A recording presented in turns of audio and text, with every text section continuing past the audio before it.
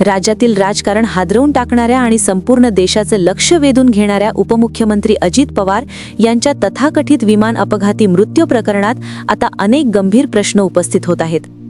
सरकारकडून सादर करण्यात आलेल्या प्राथमिक अहवालात विमान झाडाला आदळल्यामुळे अपघात झाल्याचा निष्कर्ष देण्यात आला आहे।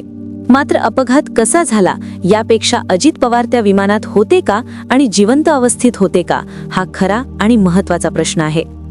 या संपूर्ण प्रकरणात सर्वात महत्त्वाचा धागा म्हणजे देवगिरी या शासकीय निवासस्थानावरील सीसीटीव्ही फुटेज। अजित पवार त्या दिवशी सकाळी स्वतःहून देवगिरीवरून गाडीत बसले होते का, की त्यांना जबरदस्तीने बसवण्यात आले, की मग अन्य कोणत्या ठिकाणाहून त्यांना विमानतळावर नेण्यात आले? या सर्व प्रश्नांची उत्तरे फक्त आणि फक्त सीसीटीव्ही फुटेजमध्येच दडलेली आहेत।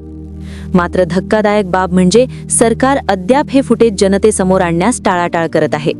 यामुळे संशय अधिक गडद होत चालला आहे। आज परिस्थिती अशी आहे की सत्तेपुढे सत्यही टिकत नाही हे वास्तव या घटनेतून पुन्हा एकदा समोर येत आहे।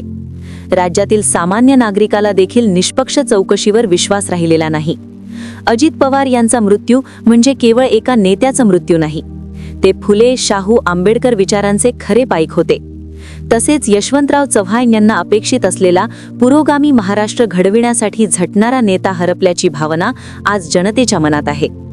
प्राथमिक अहवाल, चौकशी समित्या आणि सरकारी स्पष्टीकरणे हे सगळे सत्य लपविण्यासाठी केले जाणारे प्रयत्न आहेत का, असा थेट सवाल आता उपस्थित होत आहे।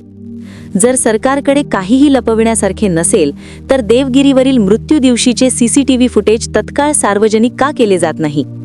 कारण जर त्या फुटेजमध्ये अजित पवार स्वतःहून गाडीत बसताना दिसले तर संपूर्ण संशय आपोआप दूर होईल। पण हे फुटेज समोर न आणणे म्हणजे काहीतरी दडपण्याचा प्रयत्न सुरू आहे हे सूर्यप्रकाशाइतके स्पष्ट होते। आज संपूर्ण महाराष्ट्र एकच प्रश्न विचारतोय, अजित पवार यांच्या मृत्यूमागील खरे सत्य कधी समोर येणार?